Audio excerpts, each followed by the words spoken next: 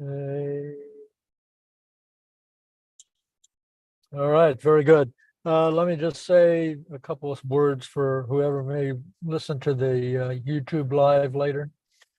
Today, the Monday Book Club is beginning Portrait of an Artist as a Young Man, that many of us are looking forward to, and we will plunge in. We're starting at the very beginning. Hold on. Find out. I must have touched something. Okay, go to the beginning. Chapter 1. Okay, here we go. At the beginning, ec ignotus animam dementit in artis, which means, and he sets his mind to work upon unknown arts.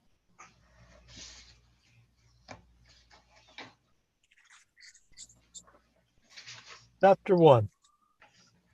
If you have any noise going on in your background, please put yourself on mute until it's your turn to read. Chapter 1. Once upon a time, and a very good time it was, there was a moo cow coming along the road. And this moo cow that was down along the road met a nice little boy named Baby Tucko. His father told him that story. His father looked at him through a glass. He had a hairy face. He was Baby Tucko. The moo cow came down the road where Betty Brine lived. She sold lemon platt. Oh, the wild rose blossoms on the little green place. He sang that song. It was his song. Oh, the green won't be bothing. When you wet the bed, first it is warm, then it gets cold. His mother put on the oil sheet. That had a queer smell. His mother had a nicer smell than his father. She played on the piano the sailor's hornpipe for him to dance. He danced. Tra-la-la, la-la, tra-la-la, tra-la-la-dee, tra-la-la, la-la, tra-la-la, la-la. Uncle Charles and Dante clapped. They were older than his father and mother, but Uncle Charles was older than Dante. Next, please. Dante had two brushes in her press. The brush with the maroon velvet back was for Michael Davitt, and the brush with the green velvet back was for Parnell. Dante gave him a cashew every time he brought her a piece of tissue paper. The Vances lived in number 7. They had a different father and mother. They were Eileen's father and mother. When they were grown up, he was going to marry Eileen. He hid under the table.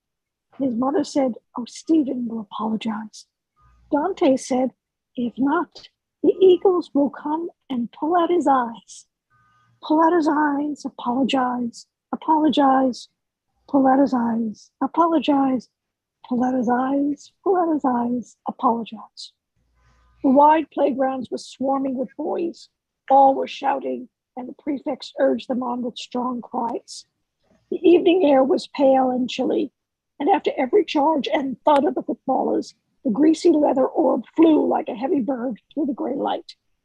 He kept on the fringe of his line, out of sight of his prefect, out of the reach of the rude feet, feigning to run now and then. He felt his body small and weak among the throng of players, and his eyes were weak and watery. Ronnie Kickham was not like that. He would be captain of the third line, all the fellows said. Next. Roddy Kickham was a decent fellow, but Nasty Roach was a stink. Roddy Kickham had greaves in his number and a hamper in the refectory. Nasty Roach had big hands. He called the Friday pudding dog in the blanket, and one day he had asked, "What is your name?" Stephen had answered, "Stephen Dedalus." Then Nasty Roach had said, "What kind of a name is that?" And when Stephen had not been able to answer, Nasty Roach had asked, "What is your father?" Stephen had answered, "A gentleman." Then Nasty Roach had asked, "Is he a magistrate?" He crept about from point to point on the fringe of his line, making little runs now and then. But his hands were bluish with cold. He kept his hands in the side pockets of his belted grey suit. That was a belt round his pocket, and belt was also to give a fellow a belt. One day a fellow had said to Cantwell, "I'll give you such a belt in a second." Cantwell had answered, "Go and fight your match. Give Cecil Thunder a belt. I'd like to see you. He'd give you a toe in the rump for yourself." That was not a nice expression. His mother had told him not to speak with the rough boys in the college. Nice mother. The first day in the hall of the castle, when she had said goodbye, she had put up her veil double to her nose to kiss him, and her nose and eyes were red. But he had pretended not to see that she was going to cry. She was a nice mother, and she was not so nice when she cried. And his father had given him 2 5-shilling pieces for pocket money. And his father had told him, if he wanted anything, to write home to him, and whatever he did, never to peep at a fellow. And at the door of the castle, the rector had shaken hands with his father and mother, his soutane fluttering in the breeze, and the car had driven off with his father and mother on it. They had cried to him from the car, waving their hands, "Goodbye, Stephen, goodbye. Goodbye, Stephen, goodbye." Next, please. He was caught in the whirl of a scrimmage, and fearful of the flashing eyes and muddy boots, bent down to look through the legs. The fellows were struggling and groaning, and their legs were rubbing and kicking and stamping. Then Jack Lawton's yellow boots dodged out of the ball, and all the other boots and legs ran after. He ran after them a little way, and then stopped. It was useless to run on.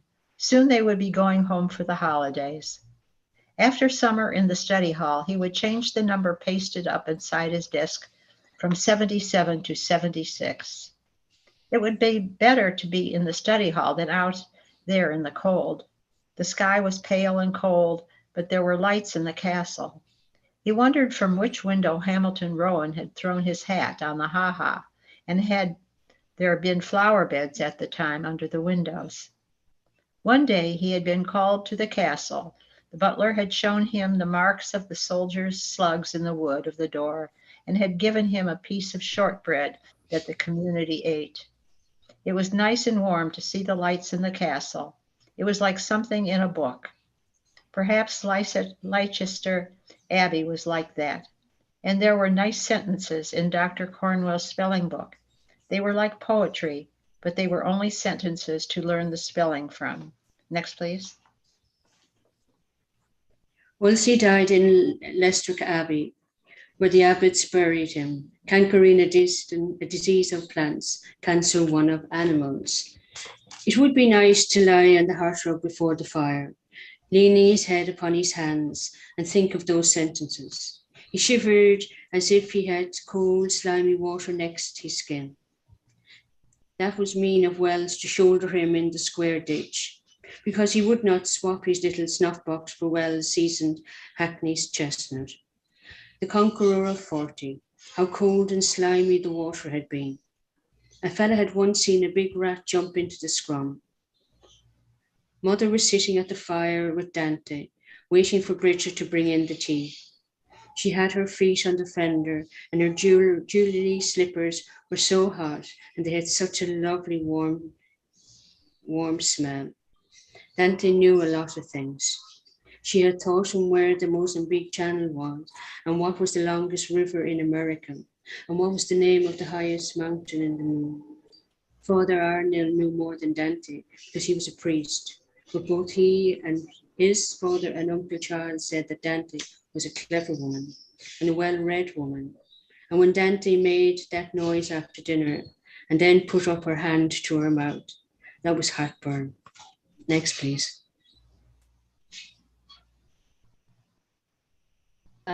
Next was Peter, but he's not there. It was Katrina. Yes, Katrina. Was heartburn. I'm just trying to find. I've lost my voice. A voice cried far out on the playground. A voice cried far out on the playground, "All in!" Then other voices cried from the lower and third lines, "All in, all in." The players closed round, flushed and muddy, and he went among them, glad to go in. Roddy Kickham held the ball by its greasy lace. A fellow asked him to give it one last, but he walked out without even answering the fellow. Simon Moonan told him not to because the prefect was looking. The fellow turned to Simon Moonan and said, "We all know why you speak. You or McGlade suck." Suck was a queer word. The fellow called Simon Moonan that name because Simon Moonan used to tie the prefect's false sleeves behind his back, and the prefect used to let on to be angry. But the sound was ugly.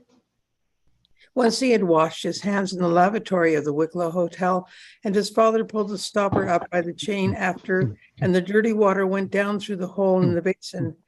And when it had all gone down slowly, the hole in the basin made a sound like that, suck, only louder.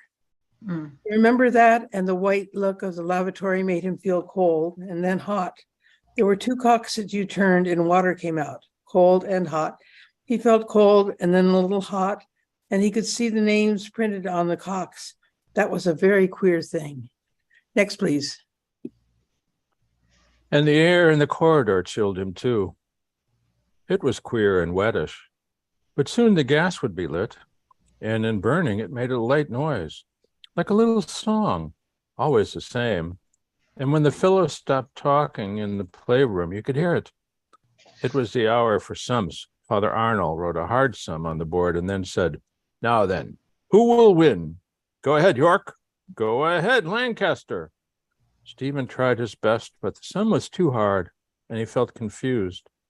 The little silk badge with the white rose on it that was pinned on the breast of his jacket began to flutter. He was no good at sums, but he tried his best so that York might not lose. Father Arnold's face looked very black, but he was not in a wax. He was laughing.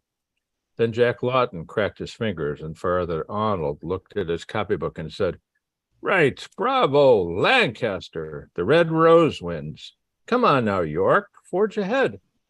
Jack Lawton looked over from his side. The little silk badge with the red rose on it looked very rich because he had a blue sailor top on. Stephen felt his own face red, too, thinking of all the bets about who would get first place in elements, Jack Lawton or he. Some weeks, Jack Lawton got the card for first, and some weeks he got the card for first. His white silk badge fluttered and fluttered as he worked at the next sum and heard Father Arnold's voice. Then all his eagerness passed away, and he felt his face quite cool. He thought his face must be white because it felt so cool. He could not get out the answer for the sum, but it did not matter. White roses and red roses, those were beautiful colors to think of. And the cards for first place and third place were beautiful colors too, pink and cream and lavender. Lavender and cream and pink roses were beautiful to think of. Perhaps a wild rose might be like those colors, and he remembered the song about the wild rose blossoms on the little green place. But you could not have a green rose. But perhaps somewhere in the world you could. The bell rang, and then the classes began to file out of the rooms and along the corridors towards the refectory. He sat looking at the two prints of butter on his plate, but could not eat the damp bread. The tablecloth was damp and limp, but he drank off the hot, weak tea, which the clumsy scullion girl with a white apron poured into his cup. He wondered whether the scullion's apron was damp too, or whether all white things were cold and damp. Nasty Roach and Soren drank cocoa that their people sent them in tins. They said they could not drink the tea, that it was hogwash. Their fathers were magistrates, the fellow said. All the boys seemed to him very strange. They had all fathers and mothers and different clothes and voices.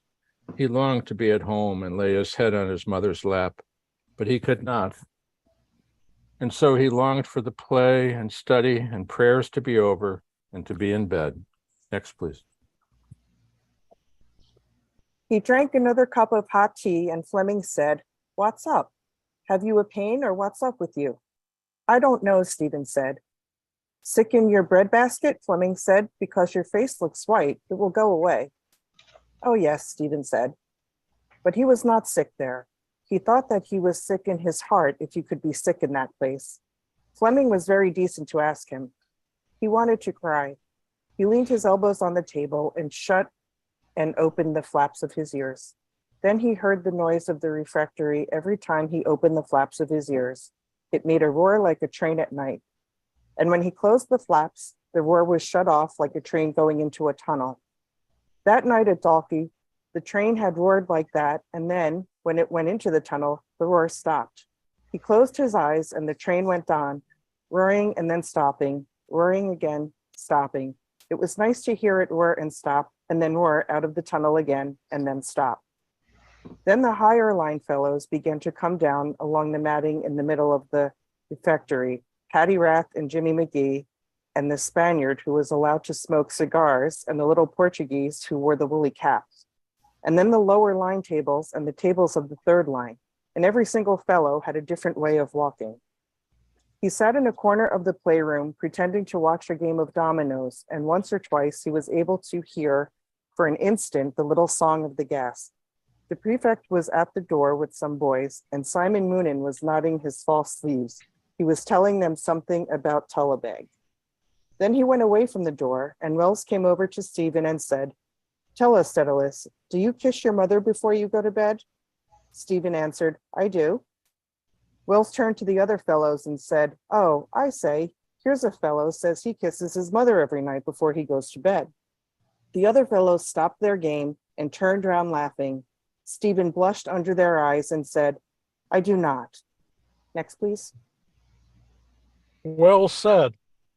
Oh, I say, here's a fellow says he doesn't kiss his mother before he goes to bed. They all laughed again. Stephen tried to laugh with him. He felt his whole body hot and confused in a moment. What was the right answer to the question? He had given two, and still Wells laughed. But Wells must know the right answer, for he was third of grammar. He tried to think of Wells' mother, but he did not dare to raise his eyes to Wells' face. He did not like Wells' face. It was Wells who had shouldered him into the square ditch the day before, because he would not swap his little snuff box for Wells' seasoned hacking chestnut, the conqueror of 40. It was a mean thing to do. All the fellows said it was. How cold and slimy the water had been, and a fellow had once seen a big rat jump plop into the scum. The cold slime of the ditch covered his whole body, and when the bell rang for study and the lines filled out of the playrooms, he felt the cold air of the corridor and staircase inside his clothes. He still tried to think, what was the right answer? Was it right to kiss his mother or wrong to kiss his mother? What did it mean to kiss? You put your face up like that to say goodnight, and then his mother put her face down. That was to kiss. His mother put her lips on his cheek. Her lips were soft, and they wetted his cheek, and they made a tiny little noise. Kiss. Why do people do that with their two faces? Next, please. Sitting in the study hall, he opened the lid of his desk and changed the number pasted up inside from 77 to 76. Well, the Christmas vacation was very far away. But one time it would come because the earth moved round always. It was a picture of the earth on the first page of his geography, a big ball in the middle of clouds. Fleming had a box of crayons, and one night during the free study, he had colored the earth green and the clouds maroon. That was like the two brushes in Dante's press, the brush with a green velvet back for Parnell and the brush with a maroon velvet back for Michael Davitt. But he had not told Fleming to color those colors. Fleming had done it himself. He opened the geography to study the lesson, but he could not learn the names of places in America. Still, they were all different places that had those different names. They were all in different countries, so the countries were in continents, and the continents were in the world, and the world was in the universe. He turned to the flyleaf of the geography and read what he had written there himself. his name, and where he was. Stephen Daedalus, class of elements, Clongowes Road College, Salins, County Kildare, Ireland, Europe, the world, the universe. That was in his writing, and fled in one night, for Cod had written on the opposite page, Stephen Daedalus is my name, Ireland is my nation, Clongowes is my dwelling place, and heaven my expectation. Next. He read the verses backwards, but then they were not poetry. Then he read the flyleaf from the bottom to the top till he came to his own name. That was he, and he read down the page again. What was after the universe? Nothing. But was there anything around the universe to show where it stopped before the nothing place began? It could not be a wall, but there could be a thin, thin line there all around everything. It was very big to think about, everything and everywhere. Only God could do that. He tried to think what a big thought that must be, but he could think only of God. God was God's name, just as his name was Stephen. Dieu was the French for God, and that was God's name too. And when anyone prayed to God and said Dieu, then God knew at once that it was a French person that was praying. But though there were different names for God in all the different languages in the world, and God understood what all the people who prayed said in their different languages, still God remained always the same God, and God's real name was God. Made him tired to think that way. Made him feel his head very big. Turned over the flyleaf and looked weirdly at the green round earth in the middle of the maroon cloud. He wondered which was right, to be for the green or for the maroon, because Dante had tipped the green velvet back off the brush that was for Purnell one day with her scissors, and had told him that Purnell was a bad man. He wondered if they were arguing at home about that. That was called politics. There were two sides to it. Dante was on one side, and his father and Mr. Casey were on the other side, but his mother and Uncle Charles were on no side. Every day, there was something in the paper about it. Next, please. It pained him that he did not know well what the politics meant, and that he did not know where the universe ended. He felt small and weak. When would he be like the fellows in poetry and rhetoric? They had big voices and big boots, and they studied trigonometry. That was very far away.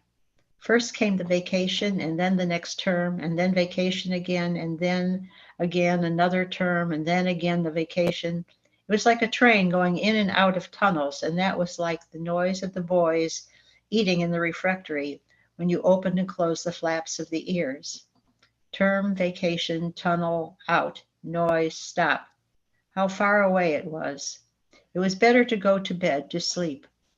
Only prayers in the chapel, and then bed. He shivered and yawned. It would be lovely in bed after the sheets got a bit hot. First they were so cold to get into. He shivered to think how cold they were first. But then they got hot, and then he could sleep. It was lovely to be tired.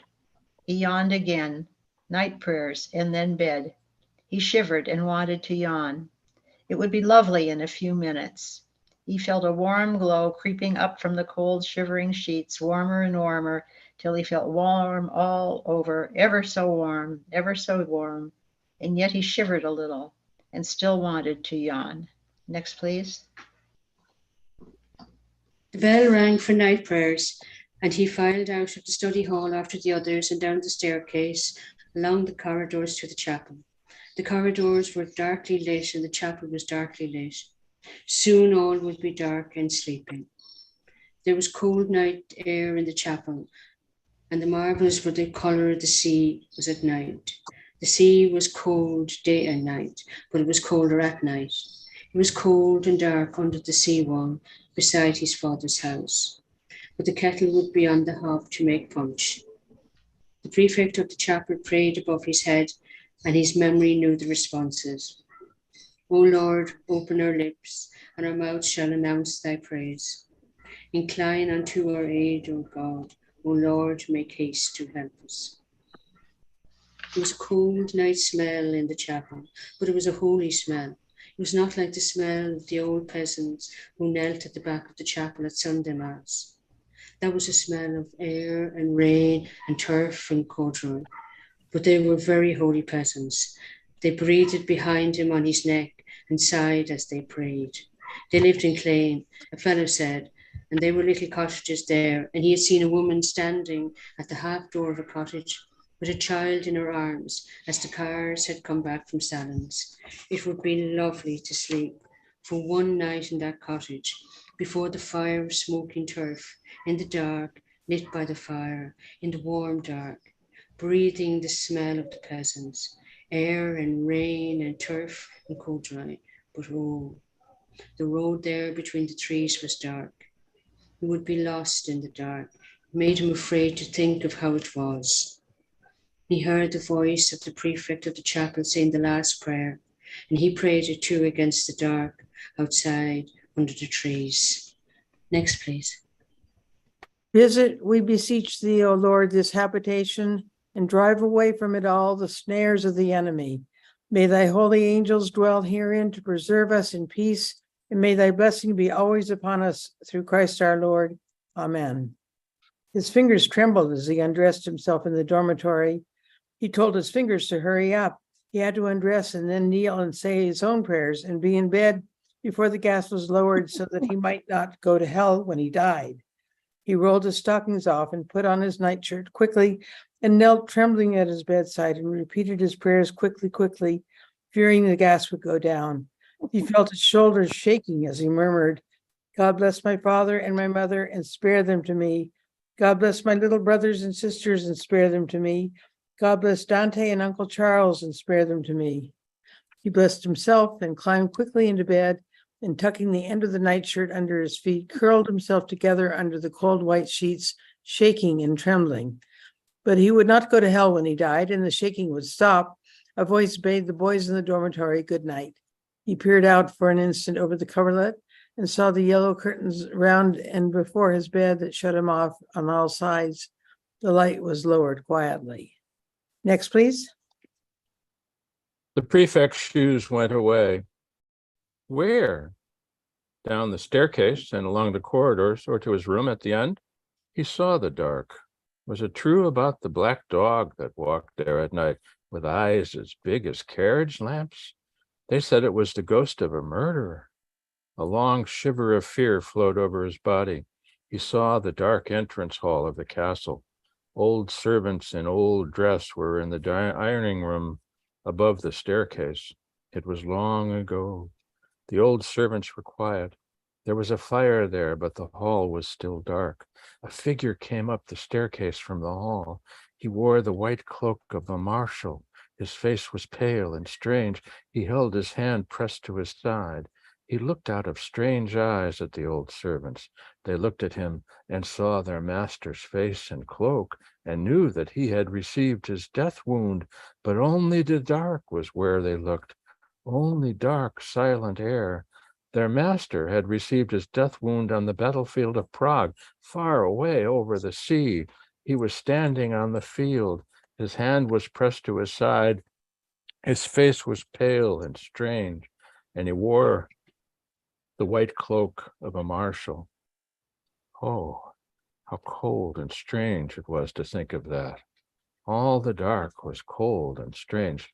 There were pale, strange faces there, great eyes like carriage lamps. They were the ghosts of murderers, the figures of marshals who had received their death wound on battlefields far away over the sea. What did they wish to say that their faces were so strange? Visit, we beseech thee, O Lord, this habitation and drive away from it all. Going home for the holidays, that would be lovely, the fellows had told him. Getting up on the cars in the early wintry morning outside the door of the castle. The cars were rolling on the gravel. Cheers for the rector. Hooray, hooray, hooray. Next, please. The cars drove past the chapel and all caps were raised. They drove merrily along the country roads. The drivers pointed with their whips to Bodenstown. The fellows cheered. They passed the farmhouse of the jolly farmer. Cheer after cheer after cheer. Through Clane they drove, cheering and cheered. The peasant women stood at the half doors. The men stood here and there. The lovely smell there was in the wintry air, the smell of Clane, rain and wintry air and turf smoldering and corduroy. The train was full of fellows, a long, long chocolate train with cream facings. The guards went to and fro, opening, closing, locking, unlocking the doors. They were men in dark blue and silver. They had silvery whistles, and their keys made a quick music. Click, click, click, click. And the train raced on over the flatlands and past the hill of Allen. The telegraph poles were passing. The train went on and on. It knew. There were lanterns in the hall of his father's house and ropes of green branches. There were holly and ivy round the pier glass, and holly and ivy, green and red, twined round the chandeliers. There were red holly and green ivy round the old portraits on the walls. Holly and ivy for him and for Christmas.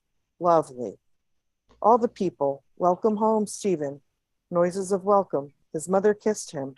Was that right? His father was a marshal now, higher than a magistrate. Welcome home, Stephen. Noises. Next, please. There was a noise of curtain rings running back along the rods, of water being splashed in the basins. There was a noise of rising and dressing and washing in the dormitory, a noise of clapping of hands as the prefect went up and down, telling the fellows to look sharp. The pale sunlight showed the yellow curtains drawn back, the tossed beds. His bed was very hot, and his face and body were very hot. He got up and sat on the side of his bed. He was weak. He tried to pull on his stockings. It was a horrid, rough feel. The sunlight was queer and cold. Fleming said, "Are you not well?" He didn't know. And Fleming said, "Get back into bed. I'll tell McGlade you're not well. He's sick." "Who is?" "Tell McGlade. Get back in bed. Is he sick?" The fellow held his arms while he loosened the stockings clinging to his foot and climbed back into the hot bed. He crouched down between the sheets, glad of their tepid glow. He heard the fellows talk among themselves about him as they dressed for mass. It was a mean thing to do, to shoulder him into the square ditch, they were saying. Then their voices ceased. They had gone. A voice at his bed said, "Deadless, don't spy on us. Sure you won't?" Wells' face was there. He looked at it and saw that Wells was afraid. "I didn't mean to. Surely you won't." His father had told him whatever he did, never peach on a fellow. He shook his head and answered no and felt glad. Wells said, "I didn't mean to. Honor bright. It was only for God. I'm sorry." The face and the voice went away. Sorry because he was afraid that it was some disease. Canker was a disease of plants, one of animals, or another different. That was a long time ago. Then out on the playgrounds in the evening light, creeping from point to point on the fringe of his line, a heavy bird flying low through the gray light. Leicester Abbey lit up, Wolsey died. There the abbots buried him themselves. Next, please. It was not Wells's face. It was the prefect's. He was not foxing. No, he was sick, really. He was not foxing. And he felt the prefect's hand on his forehead. And he felt his forehead warm and damp against the prefect's cold, damp hand. That was the way a rat felt, slimy, damp, cold. Every rat had two eyes to look out of.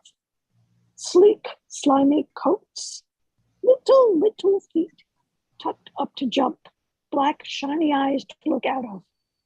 They could understand how to jump, but the minds of rats could not understand trigonometry. When they were dead, they lay on their sides. Their coats dried then. They were only dead things. Prefect was there again, and it was his voice that was saying that he was to get up. That Father Minister had said he was to get up and dress and go to the infirmary. And while he was dressing himself,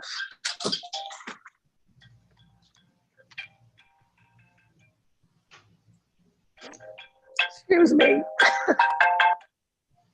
And while he was dressing himself, as quickly as he could, the prefect said, "We must pack off to Brother Michael because we have the collywobbles." Terrible thing to have the collywobbles.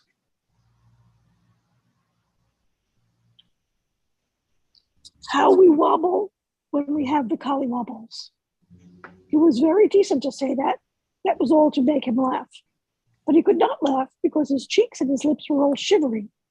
And then the prefect had to laugh by himself. Next. The prefect cried, "Quick march, hayfoot, strawfoot." They went together down the staircase and along the corridor and past the bath. As he passed the door, he remembered with a vague fear the warm, turf-coloured bog water, the warm, moist air, the noise of plunges, the smell of the towels, like medicine. Brother Michael was standing at the door of the infirmary, and from the door of the dark cabinet on his right came a smell like medicine. That came from the bottles on the shelves. The prefect spoke to Brother Michael, and Brother Michael answered and called the prefect sir. He had reddish hair mixed with grey and a queer look. It was queer that he would always be a brother. It was queer, too, that you could not call him sir because he was a brother, and had a different kind of look. Was he not holy enough? Or why could he not catch up to the others? There were two beds in the room, and in one bed there was a fellow. And when they went in, he called out, "Hello, it's young Daedalus. What's up?" "The sky is up," Brother Michael said. He was a fellow out of the third grammar, and while Stephen was undressing, he asked Brother Michael to bring him a round of buttered toast. "I do," he said. "What are you up?" said Brother Michael. "You'll get your walking papers in the morning when the doctor comes." "Will I?" the fellow said. "I'm not well yet." Brother Michael repeated, "You'll get your walking papers, I tell you." He bent down to rake the fire. He had a long back like the long back of a tram horse.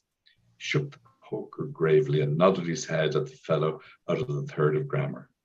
And Brother Michael went away, and after a while, the fellow out of the third of grammar turned in towards the wall and fell asleep. That was the infirmary. He was sick then. Had they written home to tell his mother and father? Would it be quicker for one of the priests to go himself and tell them? Or he would write a letter for the priest to bring. "Dear mother, I am sick. I want to go home. Please come and take me home. I am in the infirmary. Your fond son, Stephen." How far away they were.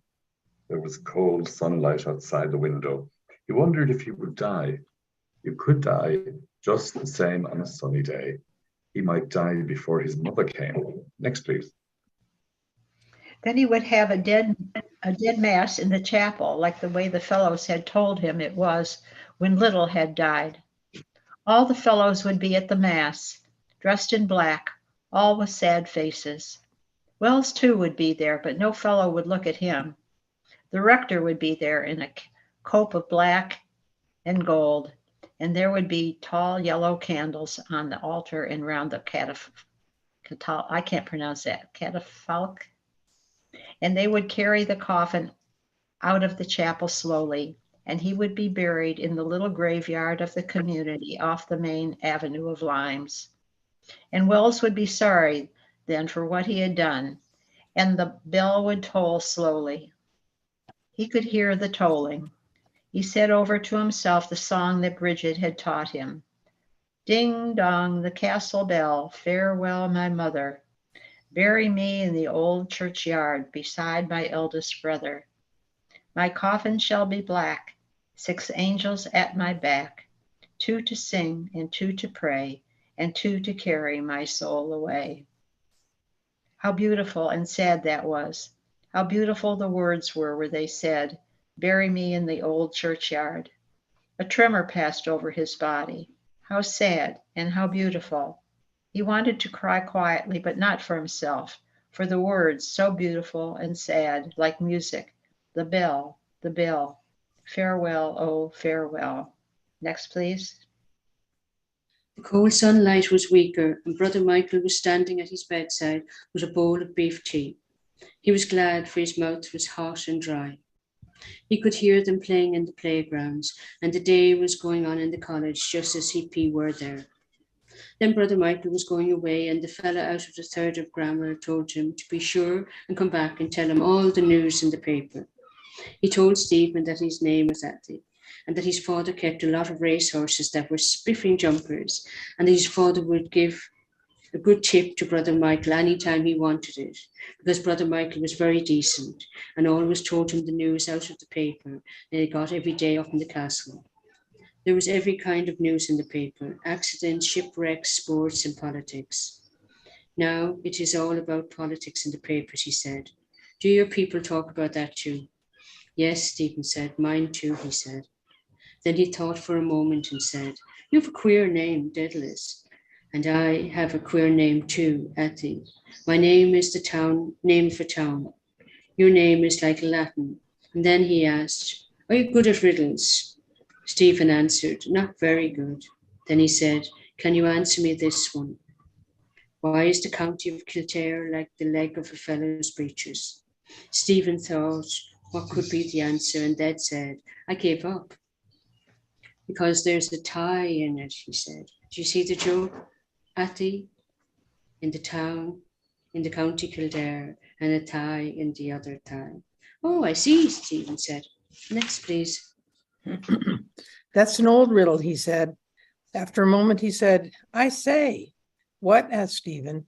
You know, he said, you can ask that riddle another way. Can you? Said Stephen. The same riddle, he said. Do you know the other way to ask it? No, said Stephen. Can you not think of the other way? He said. He looked at Stephen over the bedclothes as he spoke. Then he lay back on the pillow and said, There is another way, but I won't tell you what it is. Why did he not tell it? His father, who kept the racehorses, must be a magistrate too, like Soren's father and Nasty Roach's father. He thought of his own father, how he sang songs while his mother played, and of how he always gave him a shilling when he asked for sixpence, and he felt sorry for him that he was not a magistrate like the other boys' fathers. Then why was he sent to that place with them? But his father had told him that he would be no stranger there, because his granduncle had presented an address to the Liberator there 50 years before. You could know the people of that time by their old dress. It seemed to him a solemn time, and he wondered if that was the time when the fellows in Clongowes wore blue coats with brass buttons and yellow waistcoats and caps of rabbit skin, and drank beer like grown-up people, and kept greyhounds of their own to course the hares with. He looked at the window and saw that the daylight had grown weaker. There would be a cloudy gray light over the playgrounds. There was no noise on the playgrounds. All the class must be doing the themes, or perhaps Father Arnell was reading a legend out of the book. Next, please. It was queer that they had not given him any medicine. Perhaps Brother Michael would bring it back when he came. They said you got stinking stuff to drink when you were in the infirmary, but he felt better now than before. It would be nice getting better slowly. You could get a book then. There was a book in the library about Holland. There were lovely foreign names in it and pictures of strange-looking cities and ships. Made you feel so happy. How pale the light was at the window, but that was nice. The fire rose and fell on the wall. It was like waves. Someone had put coal on, and he had heard voices. They were talking. It was the noise of the waves, or the waves were talking among themselves as they rose and fell. He saw the sea of waves, long dark waves rising and falling, dark under the moonless night. A tiny light twinkled at the pierhead where the ship was entering, and he saw a multitude of people gathered by the water's edge to see the ship that was entering their harbor.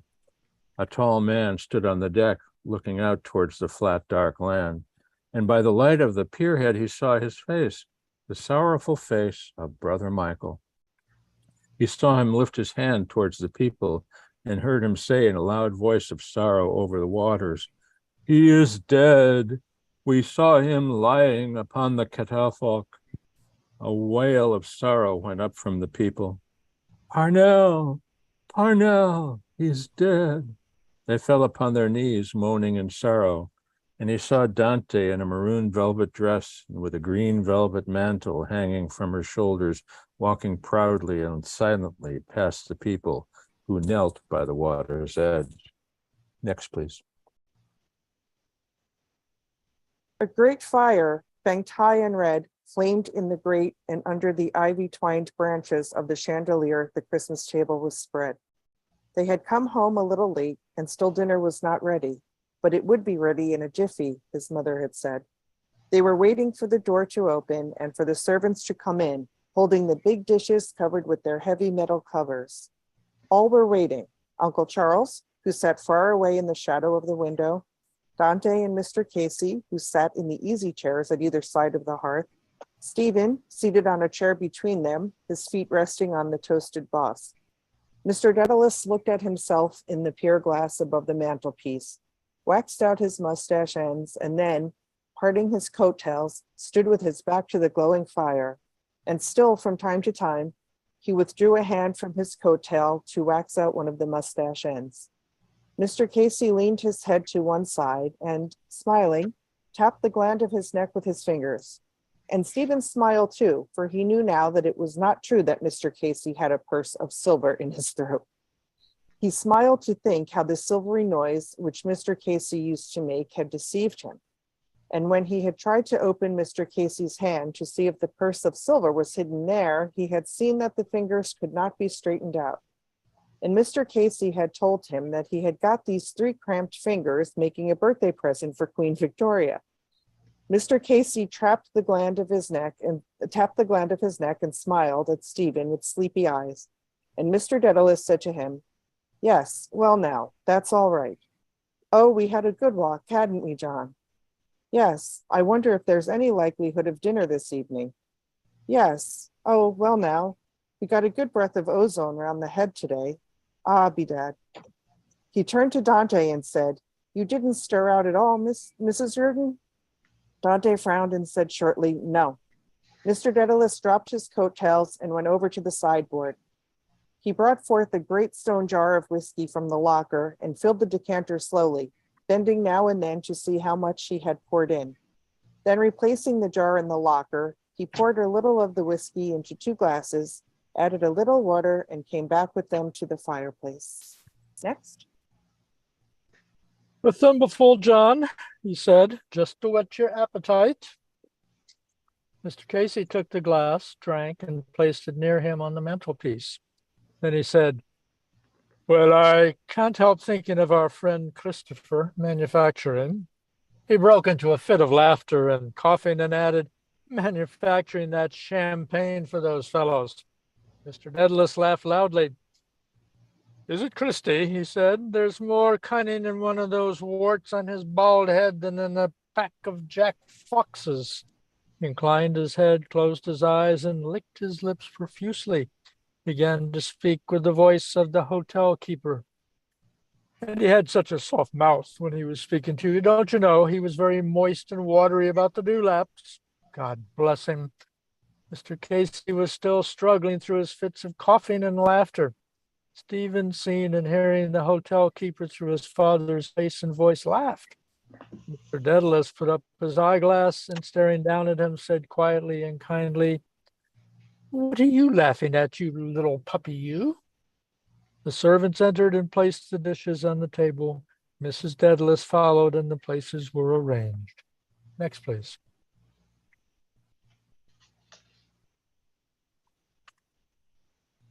Lois, you need to unmute yourself.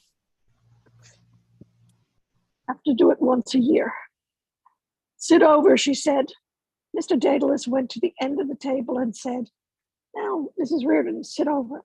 John, sit you down, my hearty."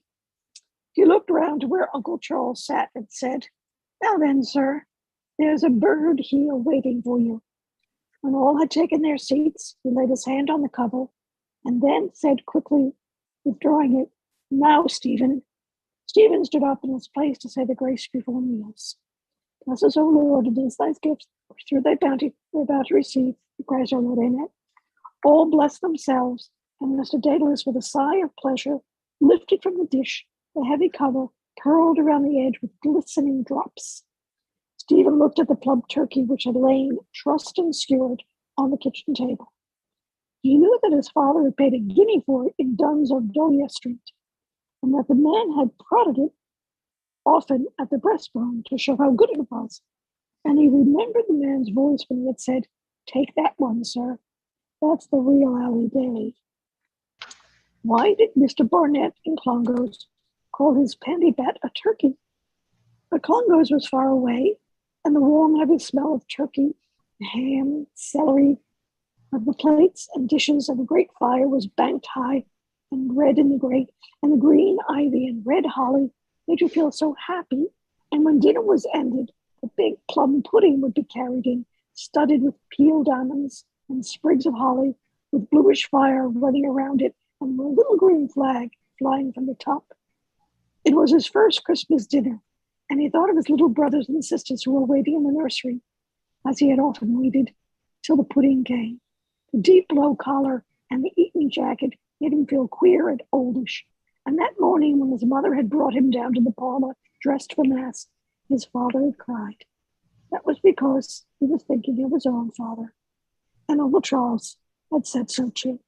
Next.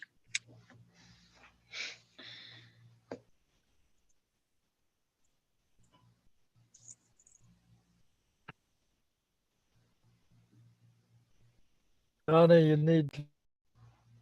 Okay. Mr. Dedalus covered the dish and began to eat hungrily. Then he said, "Poor old Christy. He's nearly lopsided now with roguery." "Simon," said Mrs. Dedalus, "you haven't given Mrs. Reardon any salt." Mr. Dedalus seized the saucepot. "Haven't I?" he cried. "Mrs. Reardon, pity the poor blind." Dante covered her plate with her hands and said, "No, thanks."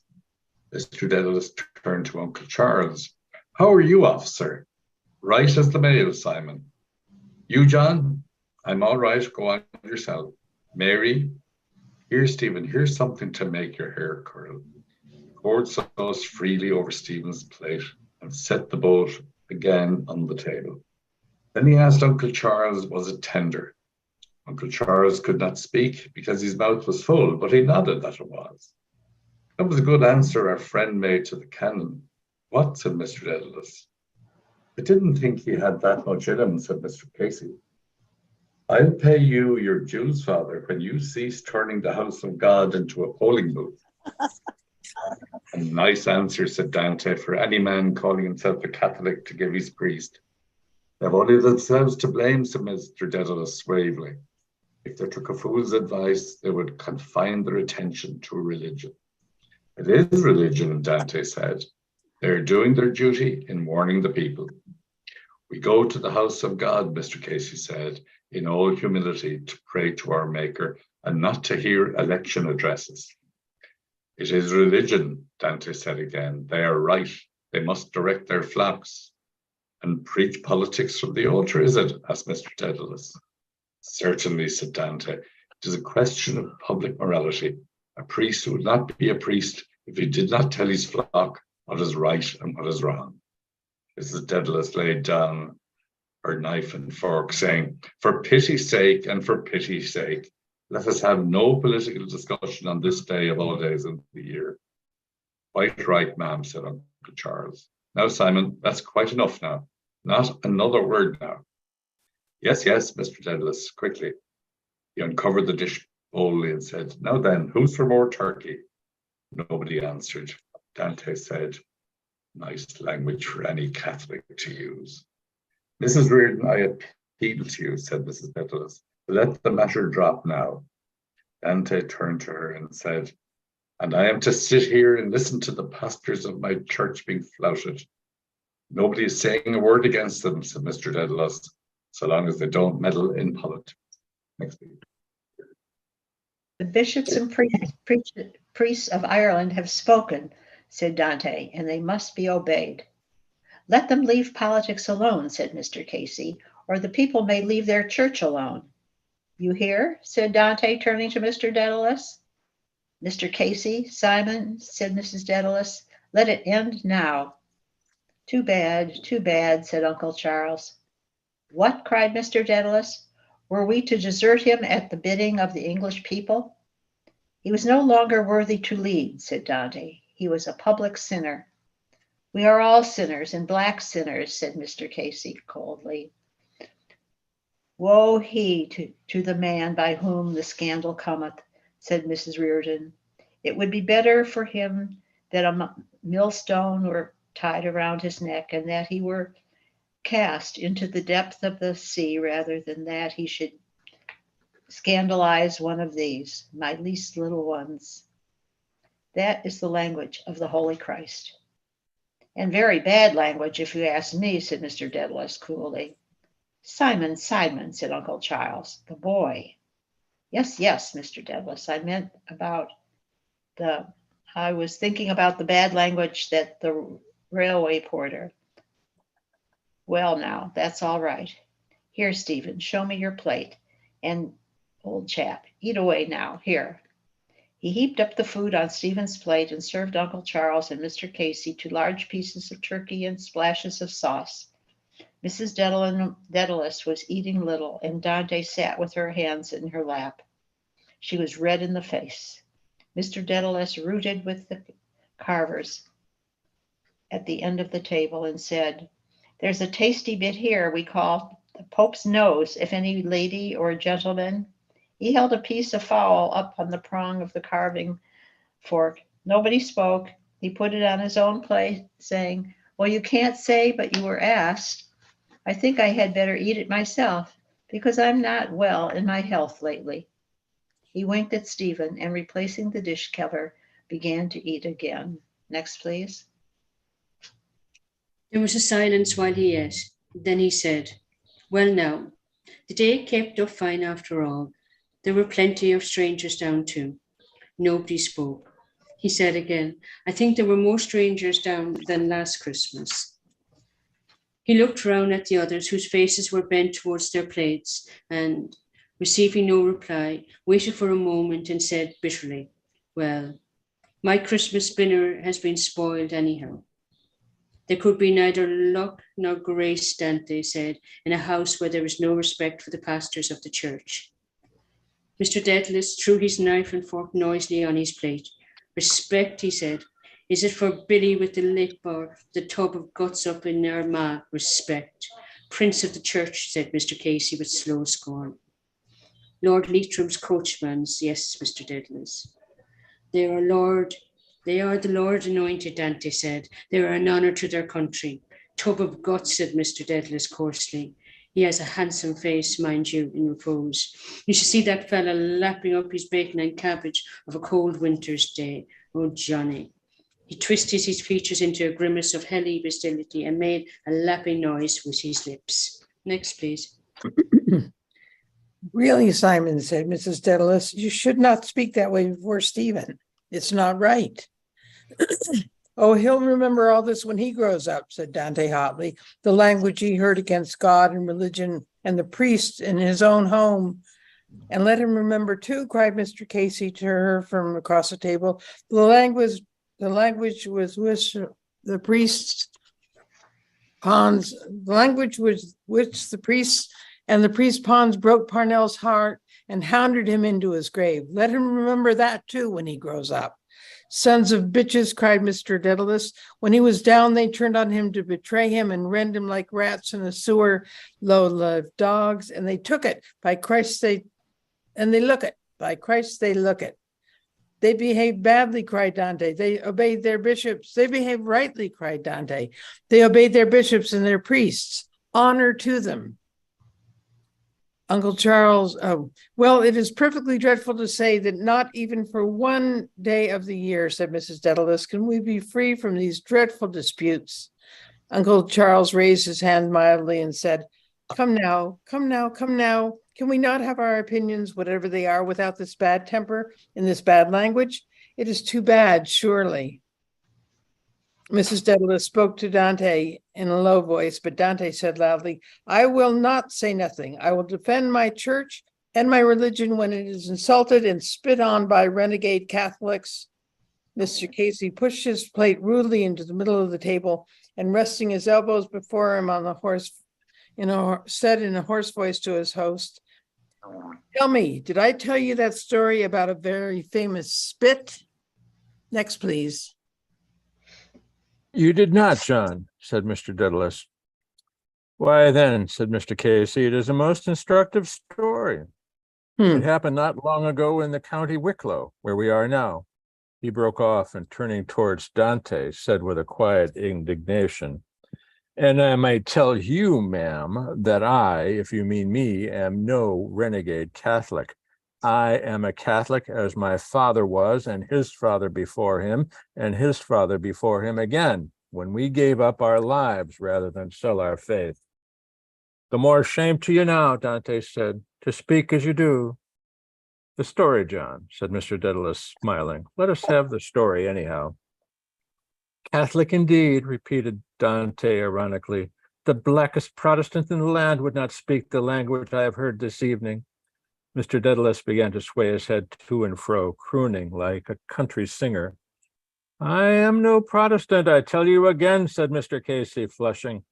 Mr. Dedalus, still crooning and swaying his head, began to sing in a grunting nasal tone. Oh, come all you Roman Catholics that never went to Mass. He took up his knife and fork again in good humor and set to eating, saying to Mr. Casey, let us have the story, John. It will help us to digest. Stephen looked with affection at Mr. Casey's face, which stared across the table over his joined hands.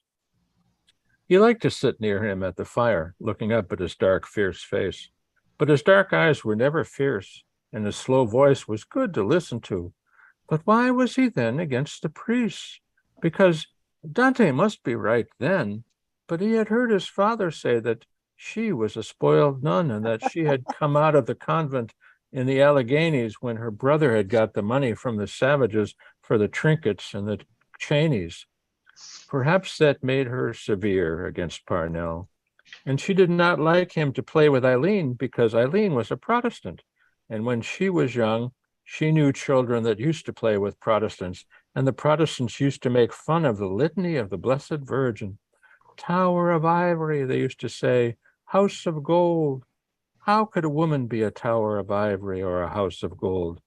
Who was right then? And he remembered the evening in the infirmary in Clongowes, the dark waters, the light at the pierhead, and the moan of sorrow from the people when they had heard. Eileen had long white hands. One evening when playing Tig, she had put her hands over his eyes, long and white and thin and cold and soft. That was ivory, a cold white thing. That was the meaning of Tower of Ivory. Next, please. The story is very short and sweet, Mr. Casey said. It was one day down in Arklow, a cold, bitter day, not long before the chief died. May God have mercy on him. He closed his eyes wearily and paused. Mr. Dedalus took a bone from his plate and tore some meat from it with his teeth, saying, before he was killed, you mean. Mr. Casey opened his eyes, sighed, and went on. It was down in Arklow one day. We were down there at a meeting, and after the meeting was over, we had to make our way to the railway station through the crowd. Such booing and buying, man, you never heard.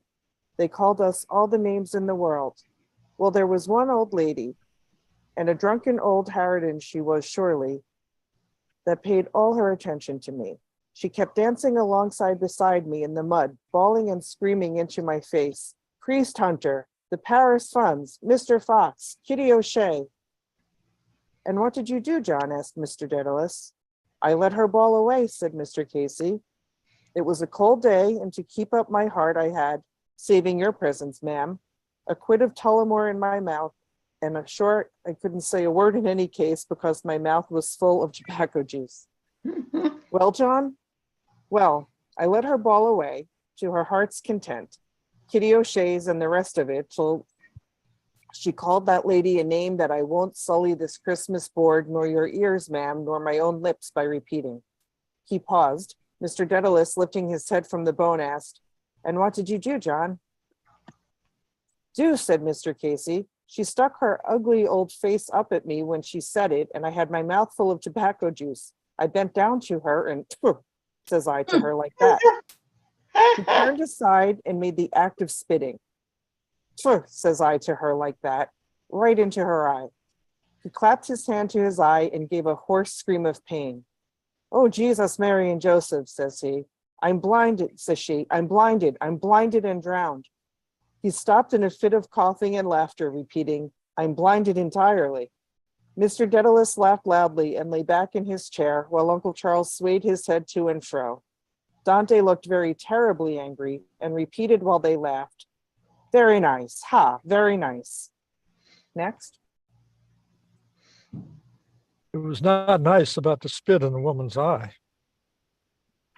But what was the name the woman had called Kitty O'Shea that Mr. Casey would not repeat?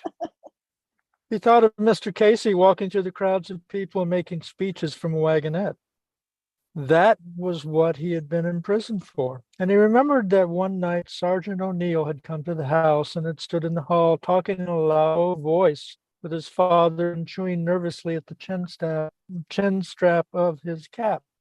And that night, Mr. Casey had not gone to Dublin by train, but a car had come to the door. And he had heard his father say something about the Cabinteely Road. He was for Ireland and Parnell, and so was his father. And so was Dante, too, for one night at the band on the Esplanade, she had hit a gentleman on the head with her umbrella because he had taken off his hat when the band played God Save the Queen at the end. I think we'll stop right here. Okay. The end, though, Duncan. Just Mhm. a couple pages from the end of this episode. Oughtn't we to finish it? No. Okay. Well, if you think it's, let's see here. It's a long way yet. No, just to the end of the episode. There's a couple of Okay, pages. so if you have a sense of that there's a better ending, just short way ahead, continue on. Yeah. Just finish off the Christmas dinner, maybe. Yes, exactly.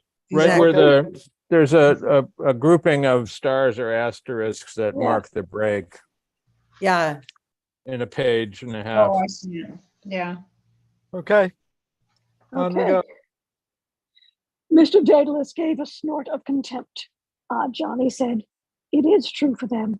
We are an unfortunate priest-ridden race, and always were, and always will be till the end of the chapter."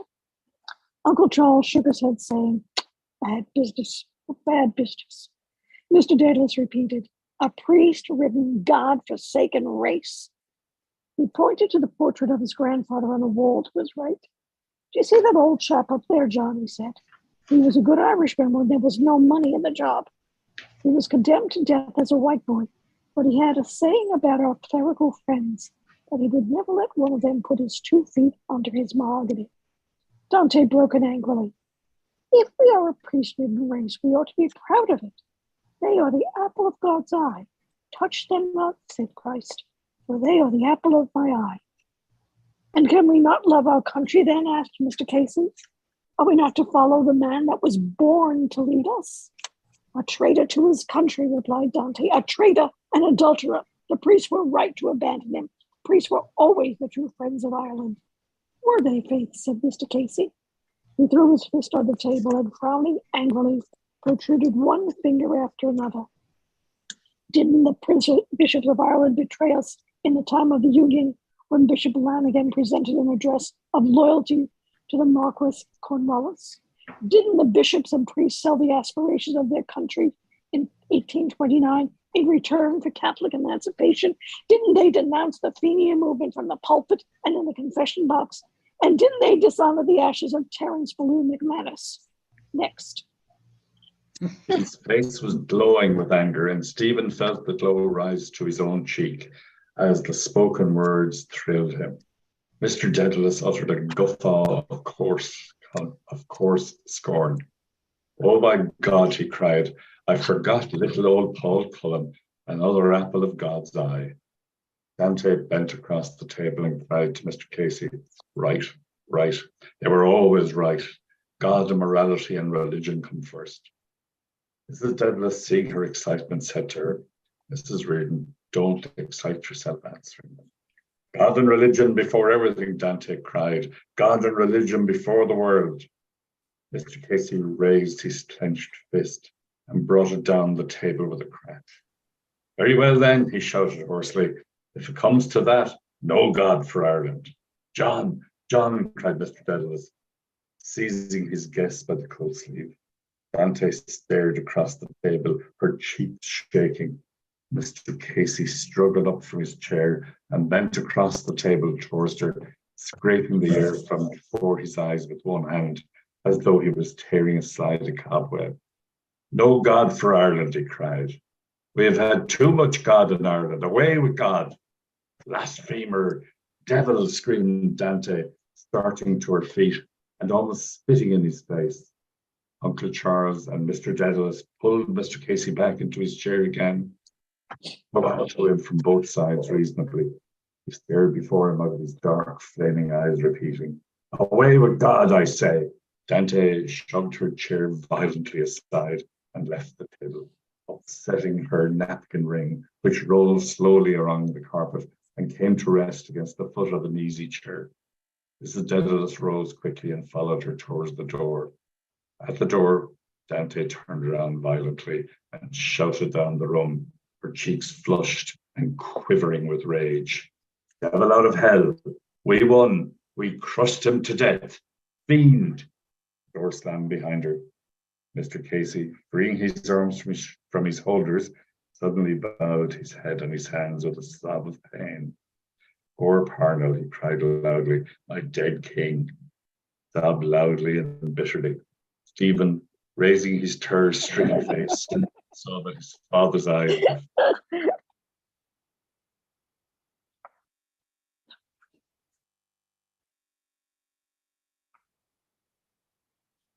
Excellent, excellent. Would I be too indulgent to suggest that the next time we begin at the beginning of the Christmas dinner and read that whole episode again with Yes, lots of time? absolutely. Well Absolutely. worth another read. Yeah, I think so too. That's why Mm.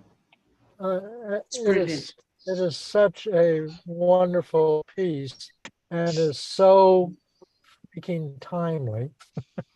Yes, it's like Thanksgiving in America since 2016. Exactly. It continues on. We've been having this Thanksgiving dinner now for what, the last 6 years, at least. Oh, Well, let me apologize for the telephone. I had turned off the landline, but somehow my cell phone was on, so I apologize for the interruption. No. Could I suggest, Duncan, that when we're doing this the next time, we each take a character and read as the characters? Is that too difficult? well, Just let's. thought. What do we Well, do? the women could take turns being the women, and the men could take turns being the men, because there's only Dante and Mrs. Dedalus. There's Casey, Mr. Casey. there's John, And Casey, and John. Simon, Charles. And then Yeah. there's a narrator, or and a narrator. Okay. So, I mean, it could be done, but I just, Scrap that idea. It would take practice, I think, to get it to go smoothly. If we wanted to spend time working it out, I'm fine with that. It would be fun once we got it worked out. But I think there would be some, it would take attention as a group to get the various things worked out. Yeah, it So- might take away from the feeling and thought of the whole thing. If we're- I could for suggest, stumbling along. yeah. I'm We need a thinking, director and a stage manager. well, we could do it in this manner, although it would provide less speaking parts for the women in the group, which is that as we're reading, How about if we just think about it between now and Okay. next? And Suggestion is formally withdrawn, Doug. no, you don't have to Yeah. withdraw. I think No, I it's think nice. I think Yeah. it's a wonderful idea. I just think it might be hard to make it It go would be hard to smoothly. do. Yeah, We'd have to write a script. perhaps. Yeah. We'd all have to use highlighters all over our books. Green for this person, red for that person. Yeah. well, I'll tell you what I'll do. I will think about it, and anybody else is welcome to think about it. And you all know how to get in touch with me between now and next Monday. And if you want to submit an idea of how something like that could be done, please do. And I'll share it on the Monday Book Club um, Facebook page. And if I come up with something, I will put that on the Monday Book Club page as well. But I think we can agree that we all want to do a second reading of it, starting with the beginning of the Christmas dinner on next Monday. Is that correct? Yes. Yep. Mhm. I vote no. What would you No. like to do then, Bill? Just continue. But I'm Oh. just saying, I mean, it's not unanimous, but it doesn't have to be. Okay, Mhm. I got it. No, it doesn't have to I'll do it. I'll read it again. I would just like to keep going, but I will read it again. be. Okay. Well, let's see. So Bill says he would rather keep going, but he's willing to do another reading of it. Do we have any other votes in that department? I could go either way. Me So- too. I could go either way too. I don't I have give a. a vote. I vote in favor of doing the Christmas scene again. Yeah, it'll be done. I mean, it'd be a one-time thing. Mm-hmm. And I'm just going to indulge it. I love it so much, and I've been wanting to read it for the last, I think, 2 years ago, 3 years ago. We did it during the Sweeney's readings, Yes, and I love that. And I've been waiting for another chance to do it. And I would like to do it, starting from the beginning and have plenty of time. uh-huh. And then if anybody comes up with suggestions, or if I come up with an idea, I'll put it on the Facebook page. Well, we can And always plan something for Christmas too, if we wanted to try to get more dramatic. Yes. Yeah. I think the idea of breaking it into parts and presenting it as a play is a good one. It's just between now and next Monday. I don't know if we could pull that off. Yeah. But I think we got a really good start today. I'm really glad to be reading Portrait again. Oh yeah. I keep on wanting to ask Mr. Kennedy. I know Mr. Kennedy is well versed in many songs that appear in James Joyce's works. Mm-hmm. My tendency is just to fake it somehow, and put a tune in, but I don't mind being schooled in the actual songs. Bill, if you ever want to, walk us through some of the songs sometime, that would be more than wonderful. And I would Wonderful. for some of the stuff that Yes, we did indeed. today Yes. with instruction. You can be our PJ. Better DJ. There's only one PJ. Thanks be to God.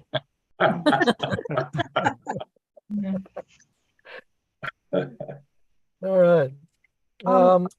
May I just ask regarding Christmas, if somebody wanted to give an overview of the actual political situation that's behind that argument, like a refresher on the relationship with Kitty O'Shea Parnell? and yeah. Unless everybody's totally up to speed on that. I don't remember, frankly, if Parnell was the Yeah, married one or if Kitty was. I could He say was married. something. He was married, but he was taking up with Kitty. Yeah, she was wasn't married, but she was married. Kitty was married, yes. She was. Mhm. And Yeah. her husband was in Parliament, as he was, Okay. and knew about an affair that Parnell had with the wife, with Kitty, and they actually had 4 children. And Right. then at some point, the husband wants a divorce, and I don't know the politics behind it, but always seemed to me that it was convenient to denounce Parnell at that time. And Yeah. Well, Parnell was named in the divorce proceedings. yeah, he's named. And But that, why was it convenient for the husband to initiate the divorce and name Parnell at that point in time when he knew about the 4 kids? It was a political conspiracy where English politicians and then some of the castle people had approached the captain. The captain, as I understand it, actually knew about the affair and was Yeah. fine with it. He did Mhm. not have a problem until the powers that be made him an offer that he did not want to refuse. Mhm. And that's when he decided to express concern about the affair. And that stirred up the Catholic Church against Parnell. Yeah, that's when it became public. Yeah, that's when it became public, and the Catholic Church could not condone adultery. And so the Catholics broke into 2 equally rabid parties. The ones that supported Parnell because he was promising some true political progress, and the ones that supported the church fathers' position, which was that he had to resign in disgrace. That's my understanding of it. Mhm. And wasn't it close to home rule? Was that it? The political thing was home rule. They were very close. He was a very Nearly good there. politician and had Yes. brought together a lot of the powers that be, and they were ready to return home rule. Yes. and Michael Davitt, who was named earlier in the book about the brushes, he was the founder of the Land League that Parnell became president of at one time, and they worked very closely together for justice for tenants against farmers. Mhm. But then there was a false charge against Parnell that he had stirred up anti-landlord sentiment and was responsible for the Phoenix Park murders somehow or other. And it came out in court that it was all a forgery, the letter denouncing him. But nonetheless, some of that stuck to him in some people's opinion anyway, that Parnell was maybe not the greatest person that he'd been made to be. But the diehard Parnellites like Casey and Simon Dedalus stuck with him, to the end. He married Kitty O'Shea after the divorce, but then he died very shortly thereafter. And the question was always, it's kind of like with John F. Kennedy dying, what would have happened had he lived a little longer? What would have happened if Parnell had lived a little longer? Might he have regained his name and his stature and his influence? It's possible, but he didn't, so we don't know. Yeah, it's certainly a thing worth looking at, and there's lots of sources that give however complicated a history you want to get on the Parnell situation.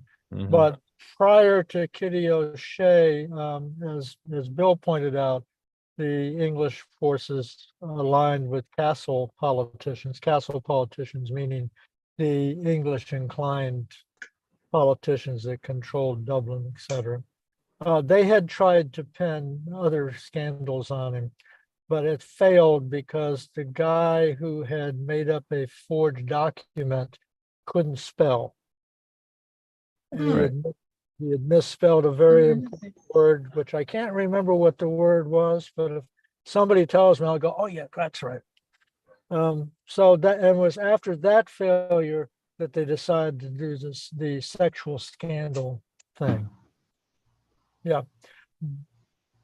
But I would like to point out, slightly switching the topic, that like Sandy, of course, Stephen Dedalus, as a young boy, really had no idea what the hell was going on. All he knew was that all the grown-ups were in an uproar, and his mother was trying to hold the peace, and his father kept on throwing more matches in the fire or pouring gasoline on the fire, and Mrs. Riordan was upset with Mr. Casey and all that. And here is little Stephen Dedalus wondering what in the hell is going on here. What was that section that was in the reading about Mrs. Rio coming back? And she's not the one that was the priest, from the sister. She's not the one that was a sister of those. What is she?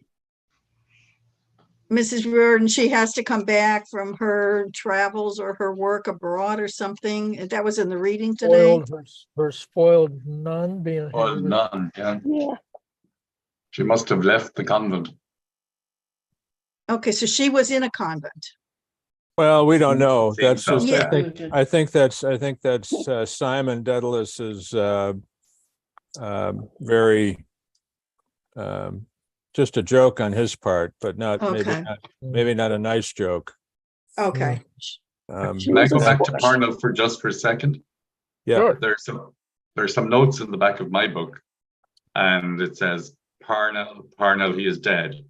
And it goes on to say, Parnell's body was brought from England when he died to Dunleary, then Kingstown, on the 11th of October.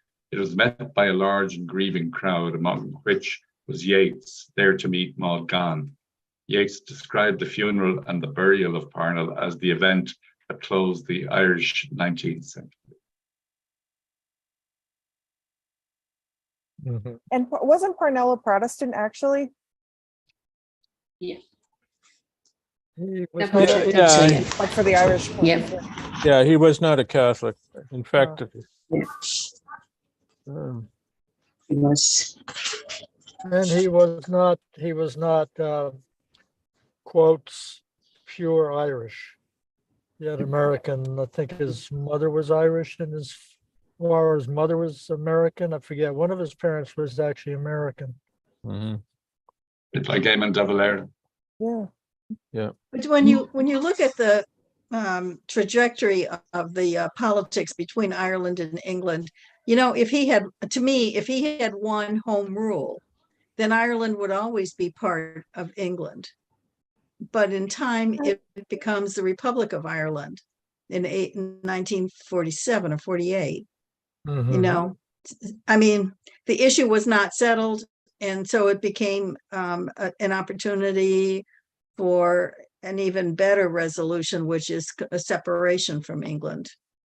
Except but if we're doing what ifs, Yeah. if there had been home rule, then there would never have been a division of Northern Ireland and the rest of Ireland. That's true. I And know. Yeah. and perhaps Ireland would have gained status like Canada or Australia or any of the other colonies. Its independence, even though it would have a connection to England, it would have been one island, because the home rule movement was not a sectarian one. There were Protestants, as you know, Parnell and David and many others. It was as much a Protestant movement, an Anglo-Irish movement, as it was a Catholic Irish movement. And in fact, the Catholic Church was not for it, as I think comes out in the dinner conversation. The priests were against home rule to some degree. And